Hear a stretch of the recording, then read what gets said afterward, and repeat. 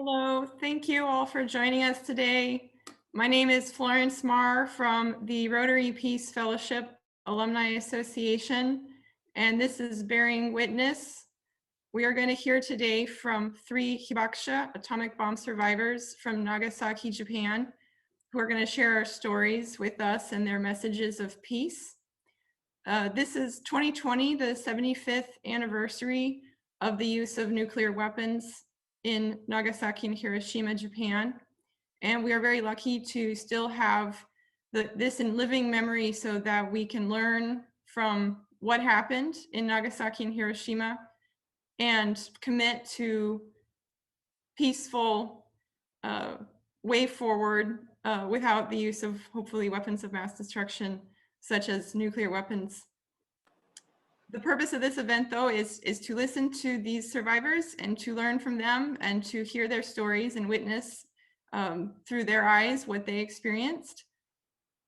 So I just want to ask everyone to stay on mute throughout the event so that we can hear from them.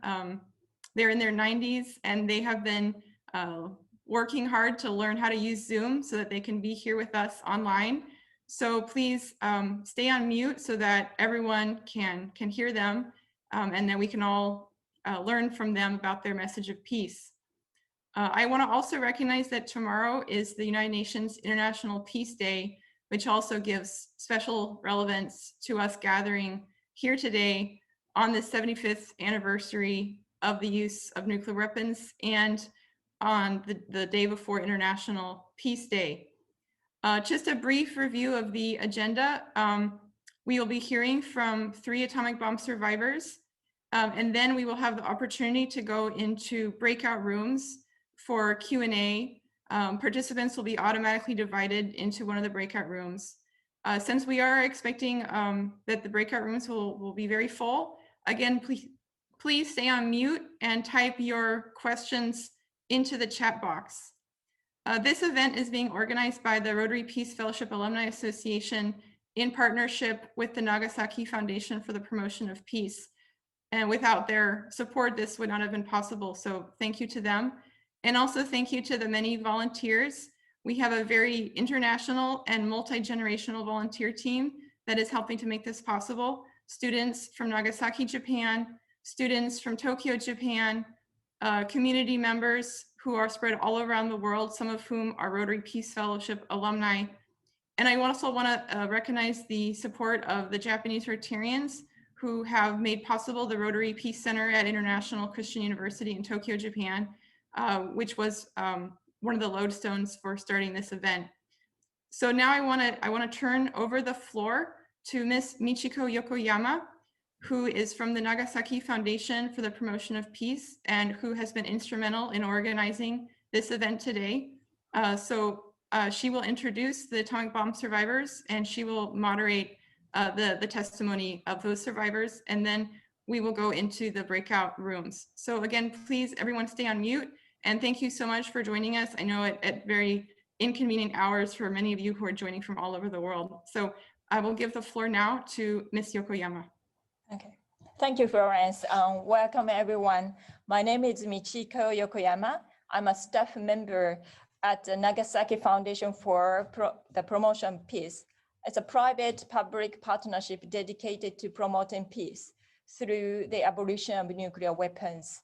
I'm very happy to see all of you here today. This year, as many of the world, we had a bit of challenge of going out to send hibakusha to share their testimony. But thanks to all these youth volunteers, now we are sending a message of peace from Nagasaki to many of the countries. So we are very excited. Today, I want to present 3 hibakushas with a very, very powerful testimony.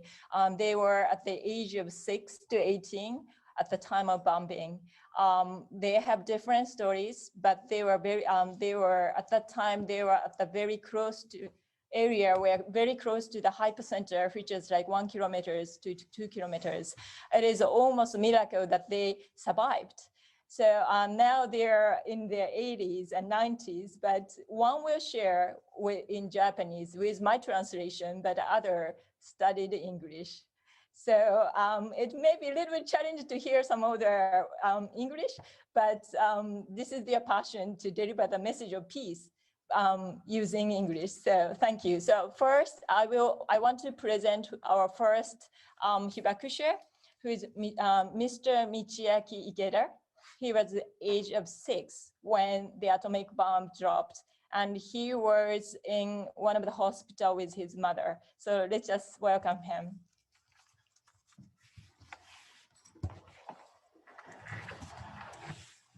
Hello.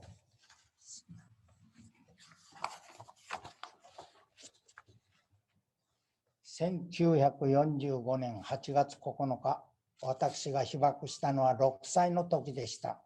その日は長崎大学病院の屋上で友達のしげちゃんと2人で遊んでいました。すると、しげちゃんがトイレに行きたいというので、2人はエレベーターで1階へ降り、扉が開いたので、廊下へ一歩踏み出した時、強烈な光が見え、その瞬間、私は気を失ってしまいました。9th of August 1945, I was 6 years old when the atomic bomb hit my city.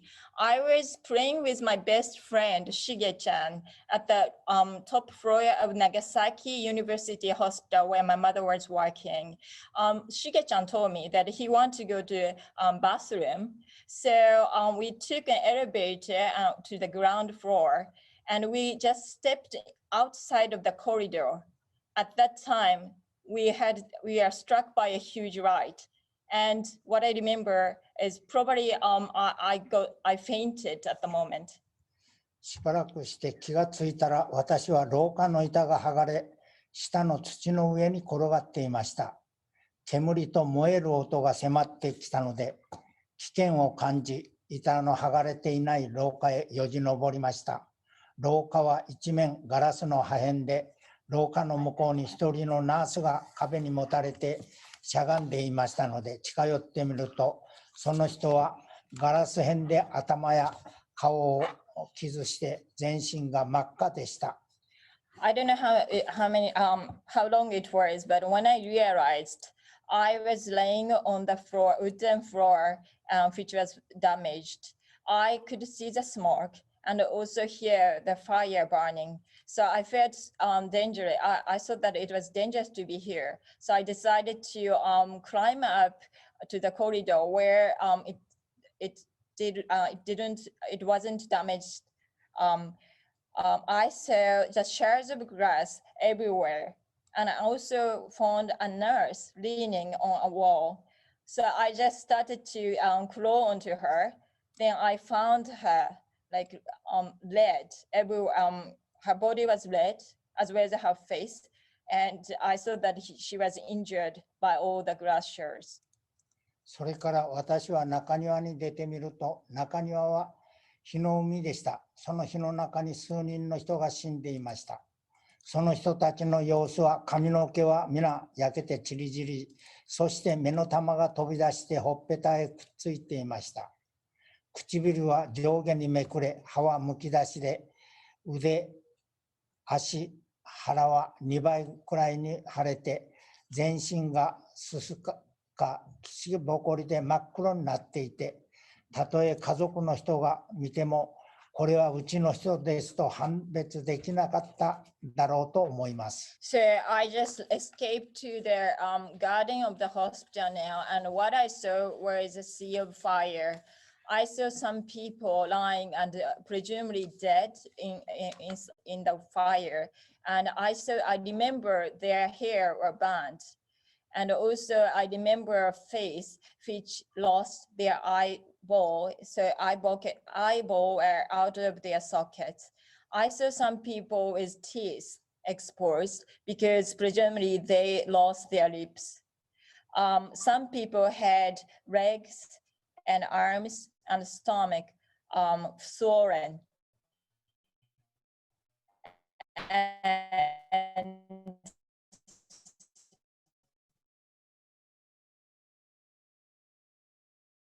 when they are found to recognize them. 私は大学病院に大きな爆弾がたくさん落ちたので、こんなひどいことになったのだと思い、大学病院から逃げ出して街を見ると、町はもっと大変で、町全体が火の海でした。そうした中からたくさんの人たちが山を目指して逃げてくるのです。Well, what I saw was probably a huge bomb attacked the hospital. So I saw that this is why the hospital became such a state. So I started to run away from the hospital towards the town. But when I saw the town, it was again sea of fire, and I could see so many people running from that fire, heading towards the mountain. 逃げてくる人たちを見ると、やけどがひどく、二の腕の皮膚は垂れ下がり、山へ登るにも体力がないのか、途中で次々と倒れますが、誰も手を貸す人もなく倒れたままでした。So all these people are passing by me, they're escaping the fire, and when I saw them, their burns were terrible. Some of the people's skin was going down from the body, and probably they didn't have enough strength to climb up the mountain. Some people trying so hard to go there that they started to fall one by one, but nobody could help them. 私はコンピュラ山へ逃げました。そこには神社があり、井戸もあり、そこで顔を洗い、飲んだりしました。神社から少し離れたところに高射砲陣地があり、その周りにはたくさんの防空壕があり、避難してきた人たちは皆防空壕へ入り、休憩しました。I also started to run into the mountains, which is called Compira, which is a local, very well-known small mountain. The reason was because I remember there was a shrine and there was a well. So I went there and I washed my face and I also drank water. A little bit far away from shrine, there was a cannon where Japanese soldiers were. So now I headed there, go there. And because I remember there was a lot of aid shelter. I went to escape there with other people who are running toward that aid shelter. 日が暮れると兵隊さんから防空壕にいる全員に乾パン2枚ずつが配られ、それが夕食代わりでした。夜になっては空が赤々と染まり、街がまだ燃え続けていることが分かりました。昼間からの激動続きで疲れたのでしょう。いつの間にか眠ってしまいました。これが私の8月9日です。As the sun is going by, I remember our soldiers gave us 2 dried bread in the air shelter. So that was my dinner on that day. And in the evening, I could see the town still burning like fire in the very red color. I was a child. I must be so tired. So I think I just went to sleep on that day. But what I remember about the 9th of August is this is the event which took on 9th of August. 翌朝、目が覚めて大人について山を降り、まだ煙の上がっている瓦礫の中に人や馬や牛、犬のむくろが累々の中を皆黙々と爆心地へ向かっていました。So the next morning, when I woke up, I again followed a doubt, and I went down the mountain and went back to the town. I could see the smoke still going on, and I remember seeing humans, horses, cows, dogs. They are all dead. We are all silent, but we are all going back to town, to the hypocenter, which we didn't know at that time.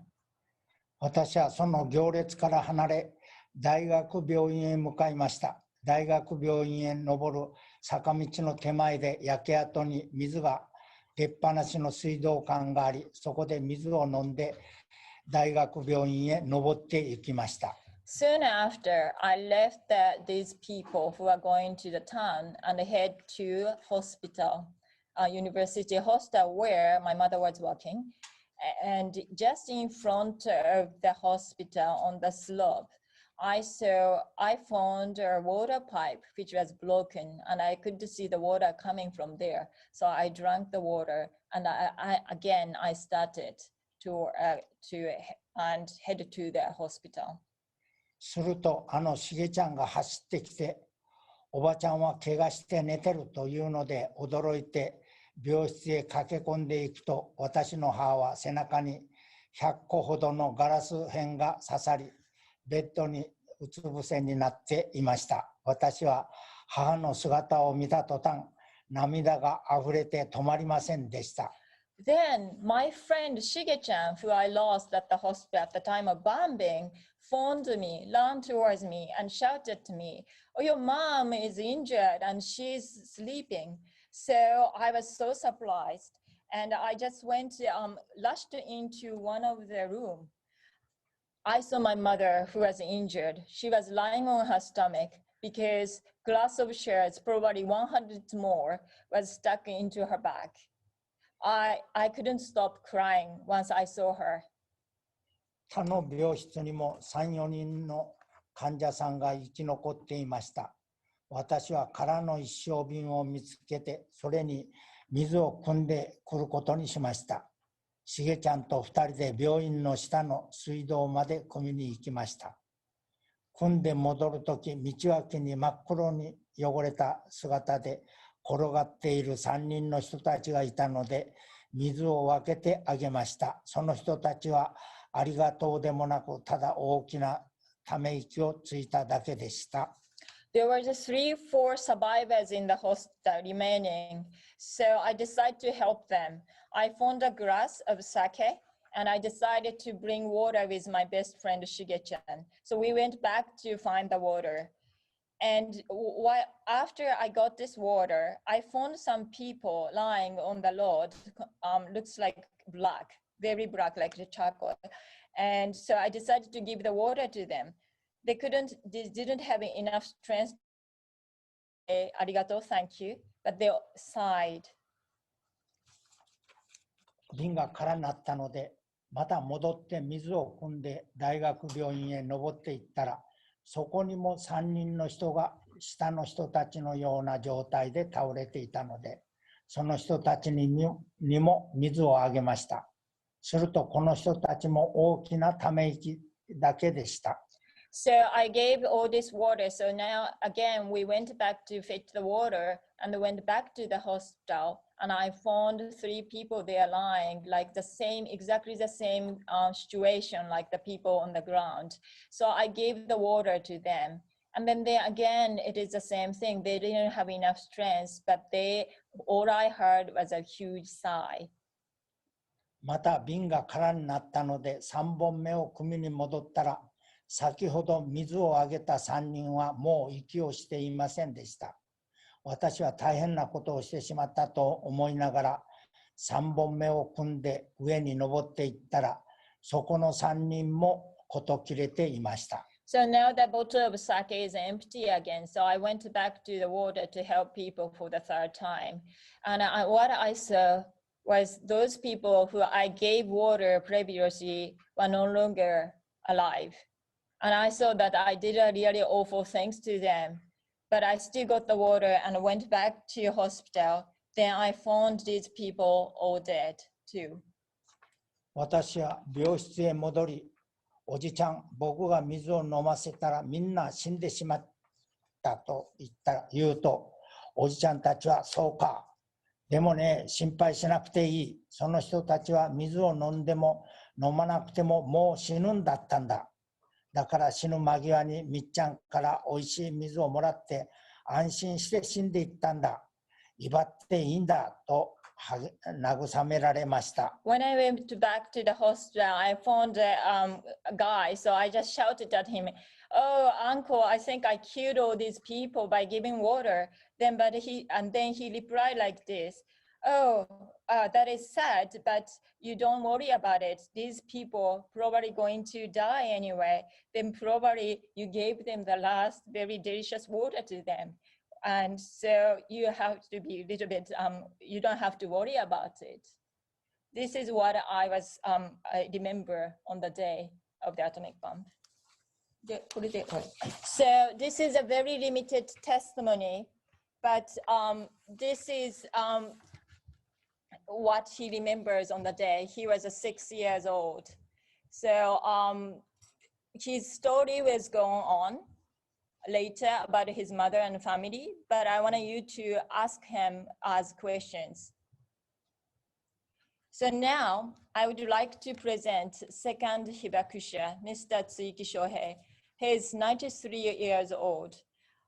He was 18 at the time of bombing. So his memory is very clear. He was also lucky to survive. He started to study English at the age of 90. And it's been 3 years he's studying. And we are training him. This will be his first time really talking to such a big audience. So I want to welcome Mr. Tsuiki.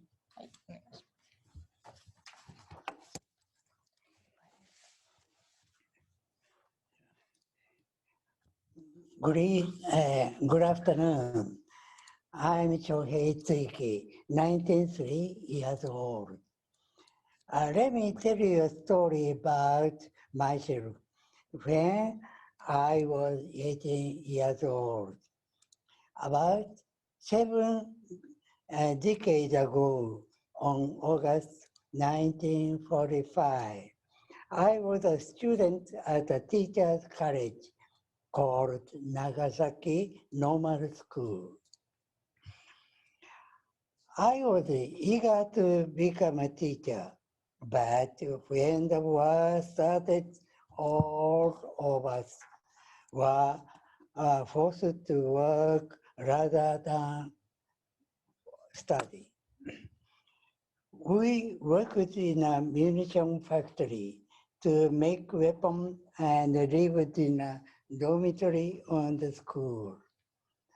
This dormitory was located in Nishi-Urakami, which was just 1,800 meters from the hypocenter. On August 9th, 1945, I was on the night shift at the munition factory. I was making munitions. At 7 a.m., I returned to the dormitory. My breakfast was boiled pumpkin and soup with miso. We no longer had any rice, meat, or fish. As usually, I went to bed hungry. I don't remember how long I slept that day, but at 11:02 a.m., there was a great boom. But when I woke up by the loud noise, I was flying through the air. I was slammed into a wall. I didn't know what was going on and thought that a bomb hit the next boom. Then the room was filled with a strange smell and all was quiet. I wanted to run to the closest air shelter, but it was pitch black. I have no sense of direction. I looked over to my friend who was sleeping next to me. From the top of his head to the bottom of the feet, he was bright red bleeding. And I was bleeding all over my body too. Shards of glass were all over the room. I was saved by my futon. I used sleep covering my head and body for protection even in the summer. Futon saved me, from the grass, charred and burned. Some shards were stuck in my body, but I was okay. Only my left arm was injured with burns since I left it out of stone. My shoulder was burning, so I put out the flames feeling no pain. Of course, I did not know anything about atomic bomb at that time. Since I was sleeping, I did not hear sound of the bomb and didn't see the bright flashlight which others saw. Photon saved me, not only my body, but my eyes too. My roommate and I arrived and found our way to the shelter outside of the dormitory. It was full of injured people, mostly women, children, and elderly from the neighborhood. There were about 30 people, all suffering from burns. They looked terrible. Some were with blisters all over their bodies. Some were missing their face. I saw a woman, a young mother, holding her dead baby. She was black like charcoal. I saw faces without eyes, nose, lips, or ears. Red skin hung down from their faces and bodies. They had human shapes but were red from blood or black from being burned.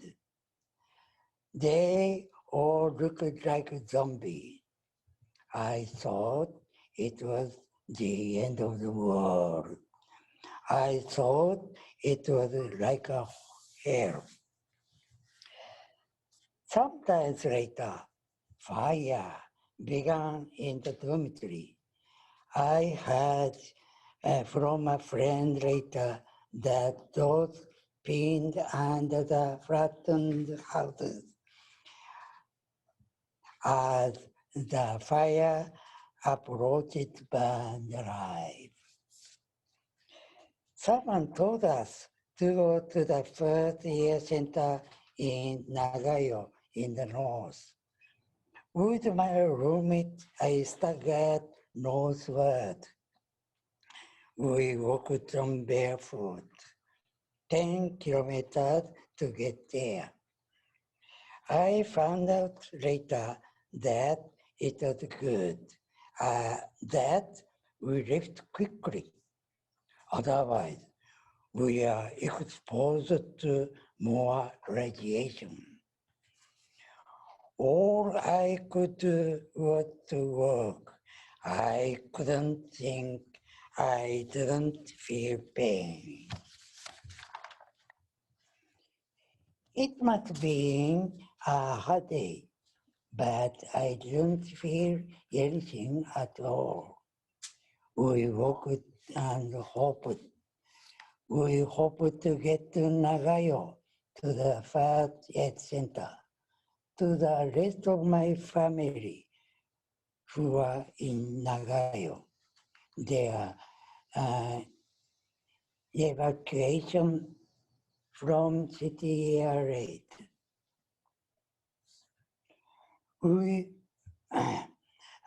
I could never imagine that a single bomb could destroy entire city.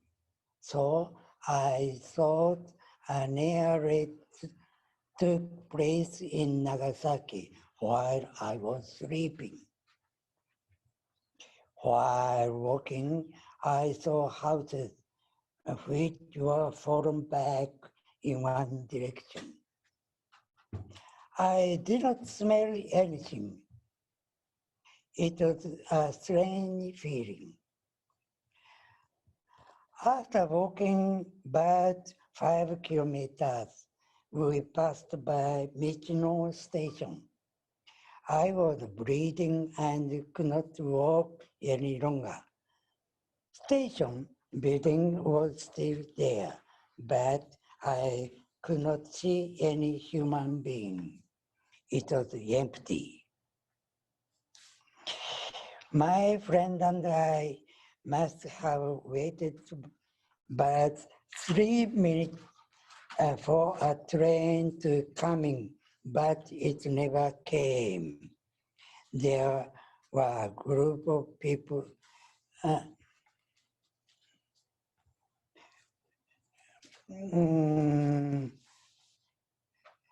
so we started to walk again. There were a group of people heading Nagayo. When we started back, while walking 10 kilometers to Nagayo, we are all separated. I remember hearing a horn of a train. I thought it was about 4 in the afternoon. Then, but later, I found out it was the first rescue train which arrived at 1 p.m. Right after I was treated at the end center. I could not get up any longer. Next day, my father and brother found me at the center. When I woke up, I saw my family, and I thought it was a dream.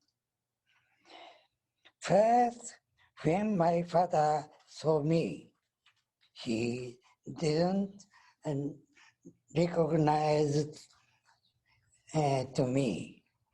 But 30 minutes after, he back again. This time, he found me. My family brought me back home and took a good care of me. I had 40 degrees fever for 2 months and was in my bed for 3 months. My burn left became terribly painful. I suffered and mourned all day for months. I wanted to die. I have keloid now. After the war, I learned that people who are within 1,000 meters from the hypocenter were instantly killed. Survivors who are within 1,800 meters suffered terrible effects of the atomic bomb. People died one after the other because of the radiation. Many people died from cancer and leukemia in 10 years. As you can see, I am lucky to be alive. This is my experience with the atomic bombing. Although I was injured, I was lucky. I survived. This is the reason why I'm here today, to tell you about this terrible weapon. I strongly believe that we must get rid of all the nuclear weapons. in the world, so that no one will be hurt. We must never use it again. If we ever use it again, it will truly be the end of the earth. Please don't forget this all-month prayer for the peace. Thank you for listening.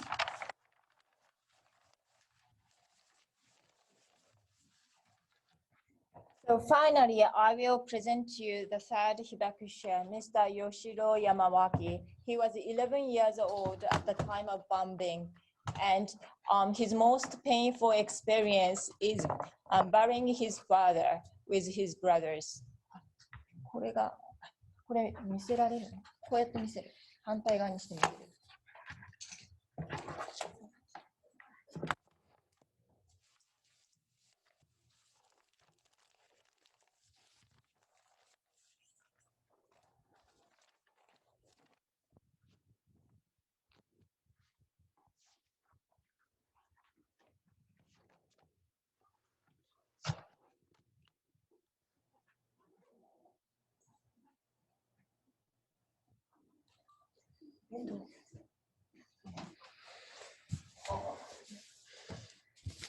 カメラ見てこれ画面は映らないので喋るだけ、はい、画面は映らないから喋るだけになるけど、そうですか。もし見せたいものがあったら反対にして見せることはできるんです。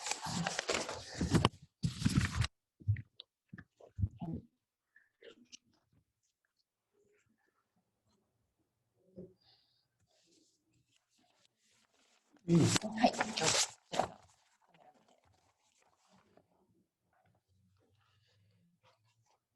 I was exposed to the atomic bombing while at home, some 2.2 kilometers from the site of the explosion.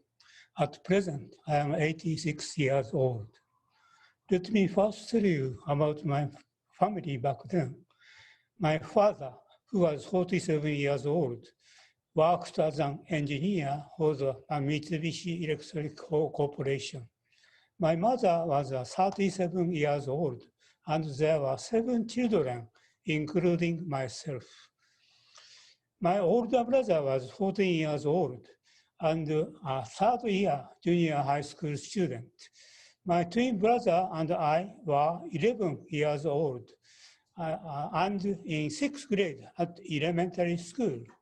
I had 2 younger sisters and 2 younger brothers as well, making for a total of 9 people in the family. Actually, US Air Forces attacked Nagasaki 3 times, 2 weeks before atomic bombing. My mother was shocked by this incident. She took my younger brother and sister, went to her mother's home to Saga.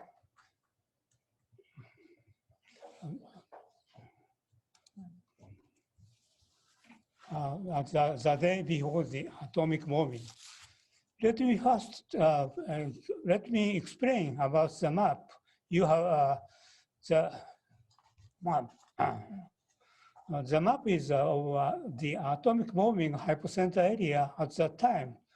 The red line shows the route that my brother and I took immediately after the bombing.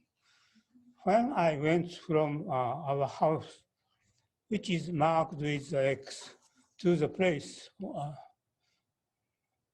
where our father's factory was located. We went there because my father had not returned home. Please look at this photograph. This boy was exposed to the atomic bombing while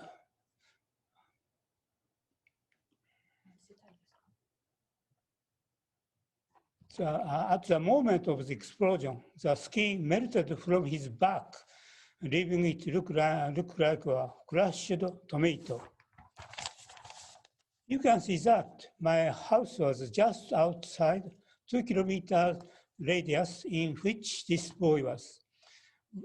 On the morning of the atomic bombing, our father went off to work as usual.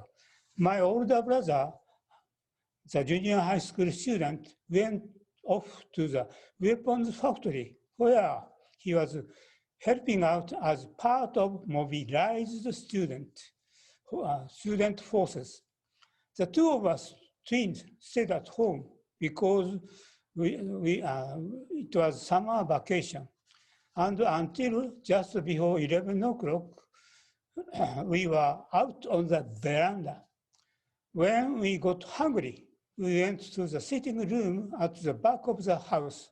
And while we were sitting around the table, a whitish blue light shot across the room. Then came a roar that seemed to shake the whole house. The two of us got down on the tatami mat and covered our eyes and ears and noses with our fingers. While we were in that position, plaster and other debris came falling down on top of us. After a few minutes, the falling debris became more infrequent. And while I lifted my head up and looked around to find everything completely changed, almost the furniture had been mangled and tossed around. The walls had come crumbling down, and in every room, the tatami mat floors were covered with dirt and debris, with furniture scattered all about.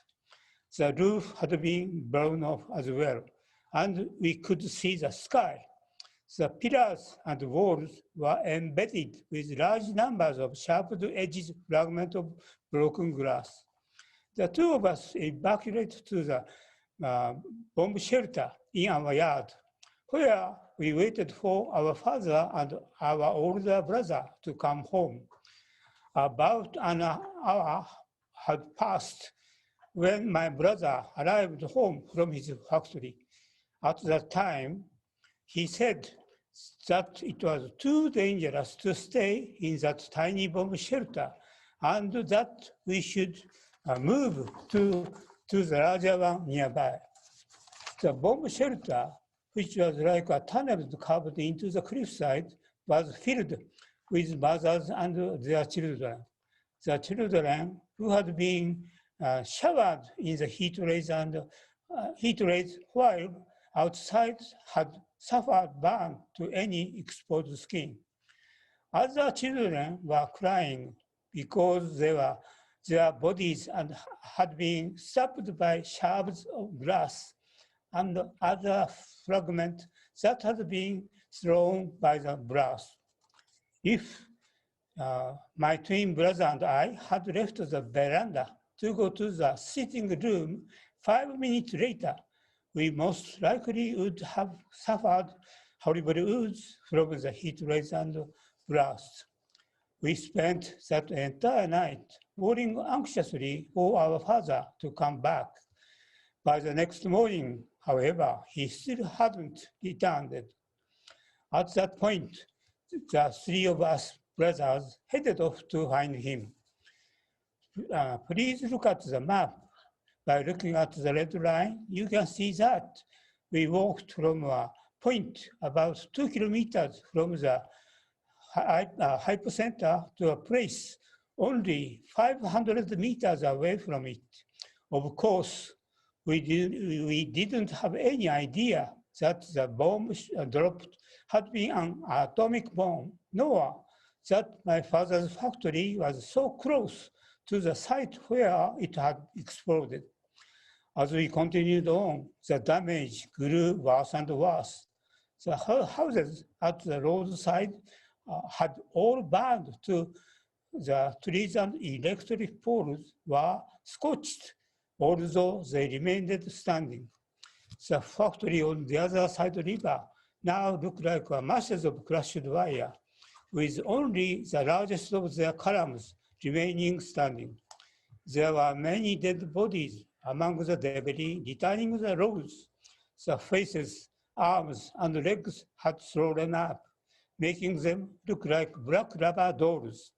When our shoes touched these bodies, the skin would come peeling off just like that of an overripe peach, exposing the white fat underneath. There were many dead bodies floating in the river as well. We were drawn to one that belonged to a young woman of about 18 or 19, from which a long white crossbelt was dragging behind. Looking closer, we saw that this white belt was really her intestines, which were protruding from the side of her abdomen. Feeling nauseous, we turned our eyes away and hurried off again in the direction of our father's factory. When we had come within about 100 meters of our father's factory, my brother suddenly screamed out and stood paralyzed with fear. I looked over his shoulder to see a boy of 6 or 7 who had died with something white hanging out of his mouth. At first glance, it seemed to me that he had been vomiting up noodles when he died. Looking closer, however, I realized that the round worms that had been living inside his body had come shooting out at once. We ran away, fighting back our nausea. Our father's factory had also been reduced to nothing but scorched metal framing. Through the demolished walls, we caught a glimpse of the factory and saw 3 men working with shovels.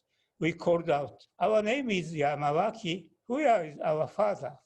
One of the men glanced over and said, Your father is over there." He pointed in the direction of the demolished office building. The three of us dashed off in the direction he had pointed. What we saw there, however, was our father's corpse, swollen and scorched just like all the others. As we stood there stunned, the man with the shovel said to us, "If you want to take your father back home with you, you'd better cremate him here. If you don't want to do that, the only other thing to do is bury him here. What are you going to do?" The crematories had also been destroyed in the bombing and couldn't be used. With nothing else to do, we went around the scorched ruins of the factory and gathered up the smoldering pieces of wood. When we lit it on fire, the flame rose high in the air. We put our hands together and said prayers for him. When we looked up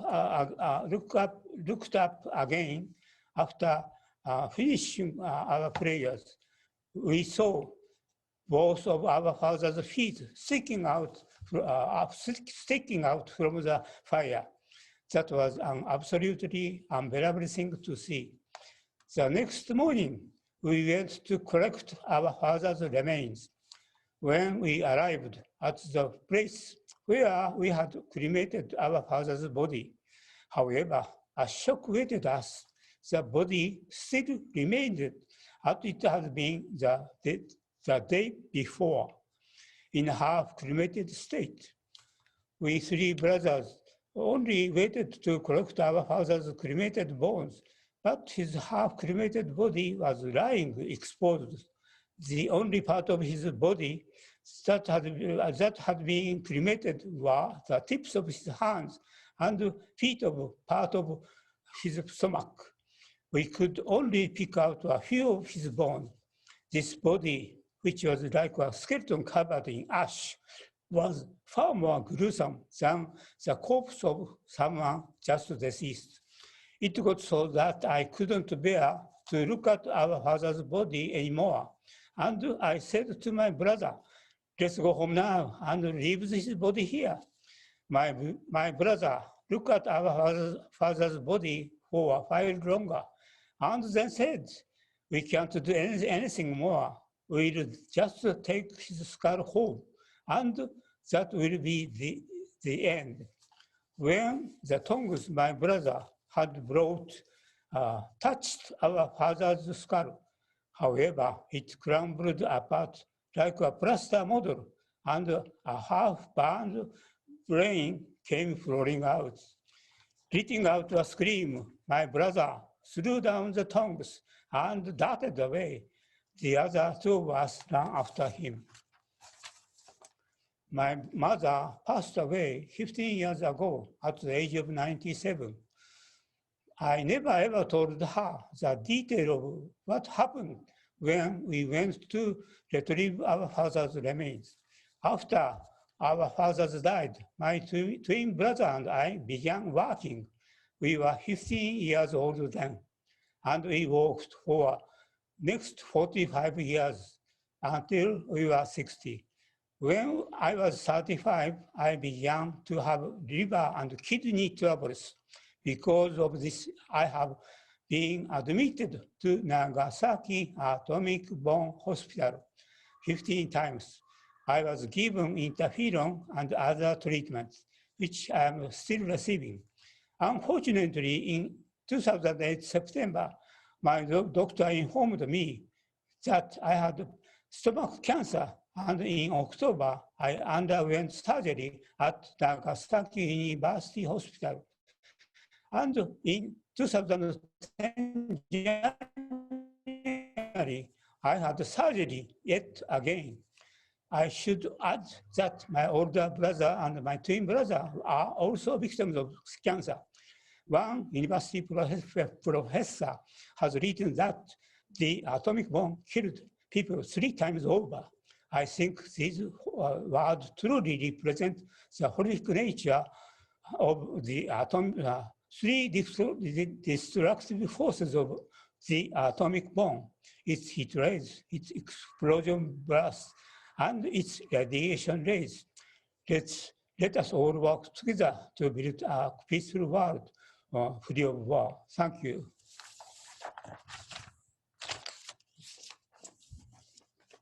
So thank you very much, Yamawaki-san. And so this is our 3 testimonies today. And now I think we are going to break at sessions. Since we had limited time, we couldn't share everything that they experienced. So please feel free to ask any questions at the group session. Thank you. All right, thank you to the Hibakusha. This is Florence Marr from the Rotary Peace Fellowship Alumni Association. I'm just going to give a short explanation for our participants.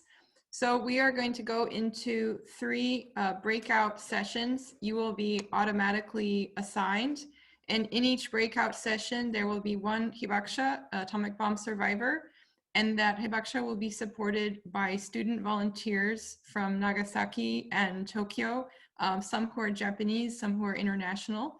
So please, participants, stay on mute and type your questions into the chat box, and our student volunteers will select your questions from the chat box, and they will translate them for the Hibakusha who will answer, and then they will translate the answers. So we won't have time to do so many questions, so please be very mindful and try and ask questions that will be very impactful. And I just want to kind of recognize again the tremendous work of our multi-generational student volunteers who are from Nagasaki, Tokyo, and international students studying in Japan. So we will be going into, again, 3 breakout sessions. In room 1, we will have Hibakusha Yoshio Yamawaki, supported by Nagasaki student Seika Yamada and International Christian University student Hillary Rosentrader. In room 2, we'll have Hibakusha Shohei Tsuiki, supported by Nagasaki student Kyoka Miyake and International Christian University student Takashi Kitano. And in room 3, we will have Hibakusha Michiaki Ikeda, supported by Nagasaki student Fumiya Taniguchi and International Christian University student Milo Borisov. and local Mitaka community member Yutaka Kakuma. So please, again, participants, stay on mute and type your questions into the chat box so that our student volunteer team can select and translate the questions and then translate the answers. All right, so I think, Elsa, if you want to sort us into the breakout sessions. So we will have 25 minutes in the breakout rooms, and then we will come back here just for final closing remarks. そして我々はもうすぐ、死んでいくわけですから、若い人たちが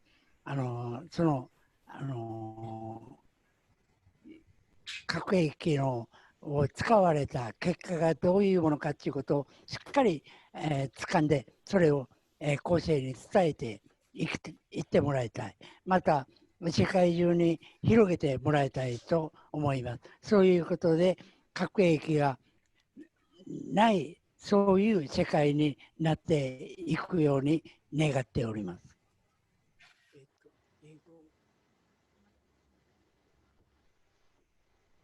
Okay, so I asked him.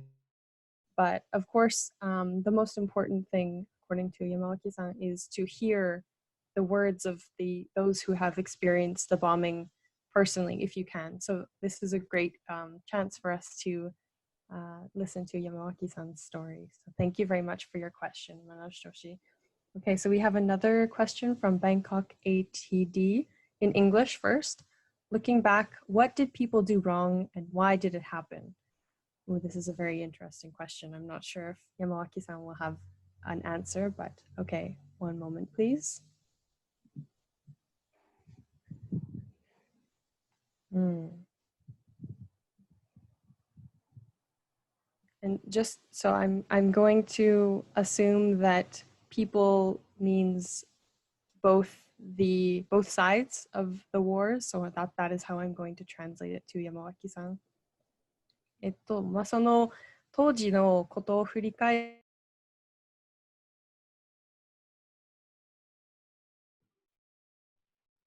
Hi, Saurabh.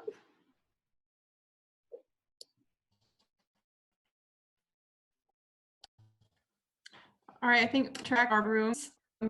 We have a few minutes before the official close of the event. So I just want to take this a moment again to thank the Hibakusha for being with us, for figuring out the Zoom technology and for practicing their English and sharing their time and energy with us to relive these painful memories of 75 years ago. And I also want to thank our multi-generational international volunteers. We have in Nagasaki, of course, Michiko Yokoyama and the staff of the Nagasaki Foundation for the Promotion of Peace. We also have several Nagasaki students, Seika Yamada, Kyoka Miyake, Fumiya Taniguchi, who have served as translators and spent a lot of time training to participate in this event.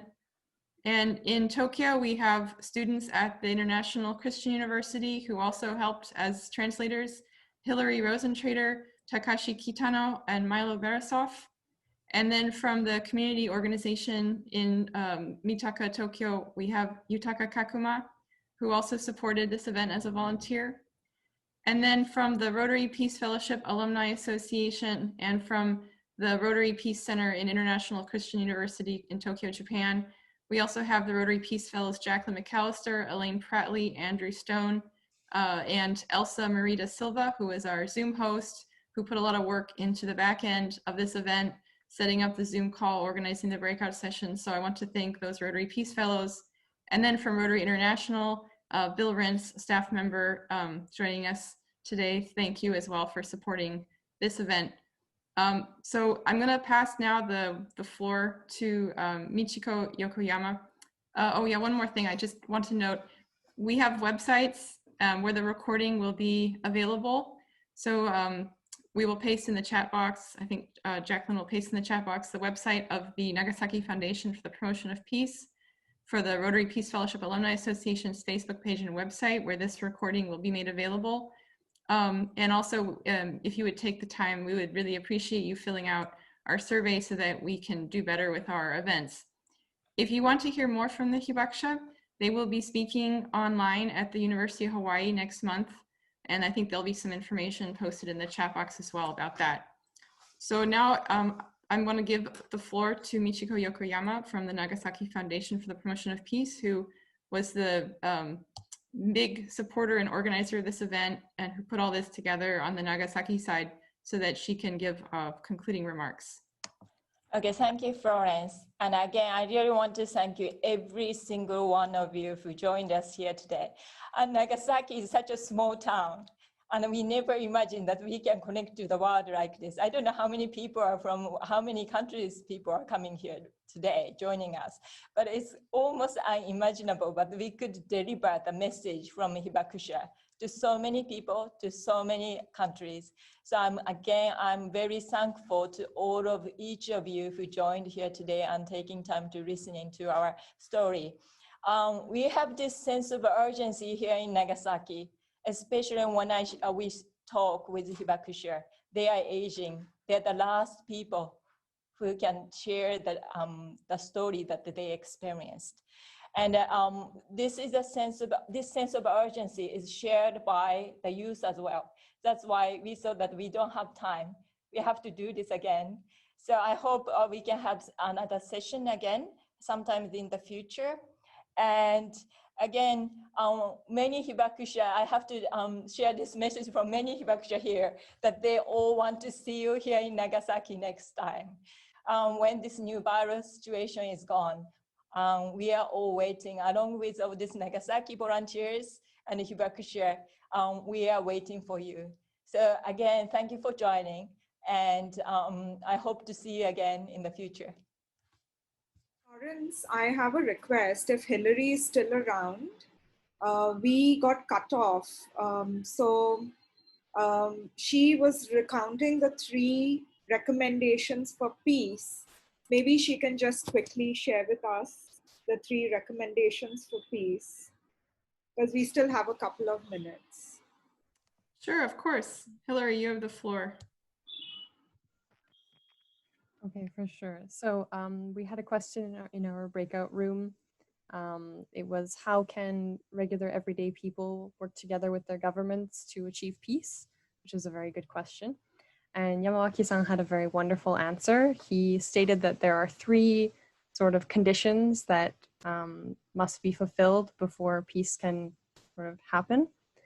So it wasn't really specific actions that people can take, but rather the goals that must be kept in mind as the journey towards peace. And so the first one was, of course, an end to violence. This includes any kind of oppression. The second one was that there needs to be freedom of expression. So again, this sort of ties in with the first, in that people who have different beliefs from yourself or your group, that they must be sort of allowed to exist and be free, especially in terms of religion. And then the third condition is that poverty or sort of wealth disparity must disappear. And so those were sort of the 3 conditions that Yamawaki-san stated are necessary in order to achieve peace. So thank you. All right, thank you so much. If our Hibakusha have any final comments that they want to say to close this event, maybe Hillary, you can translate any of their final words.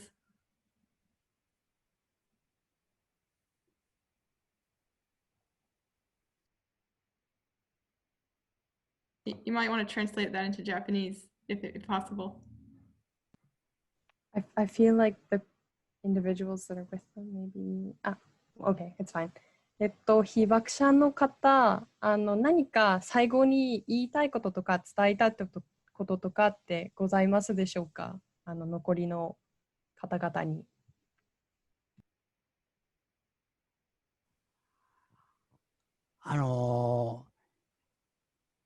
もっと核兵器を使った戦争における被害の状況を知ってもらいたいなというこの気持ちでいっぱいです。So from Tsuki-san, he stated that he would like for all of the participants, but everyone in general, to learn more about what took place in Nagasaki and Hiroshima and sort of the stories of the people who suffered from the atomic bombs. So step 1 completed. And thank you for continuing your journey to in learning about the stories of those who suffered from the atomic bombing. 他に何かございますか？今言われたですね、その暴力がなくなるとか、そういう構造的なものをその今の社会からね、そういう暴力をなくしていきたい。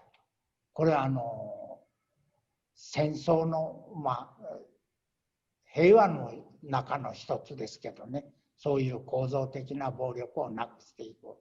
その差別だとか、あるいは暴力、それから抑圧ですね、それから環境、そういういろんな制限を取っ払っていきたいというのが願いですね。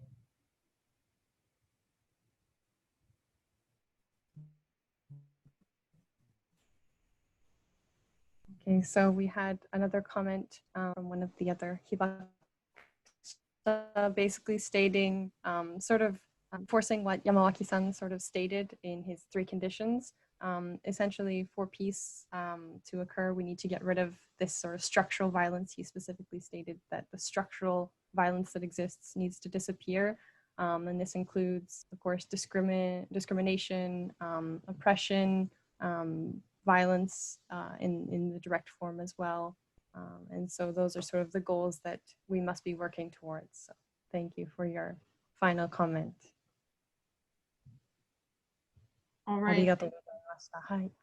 Thank you so much. So I think now, if there's nothing else, Elsa Maria, I may ask you to officially end this event. And I just want to thank everyone for joining us today. And the recording will be available on our website. And to hear more from the hibakusha, you're welcome also to attend the University of Hawaii event next month. Thank you everyone for joining, and do check the Rotary Peace Fellowship Alumni Association Facebook page for more events.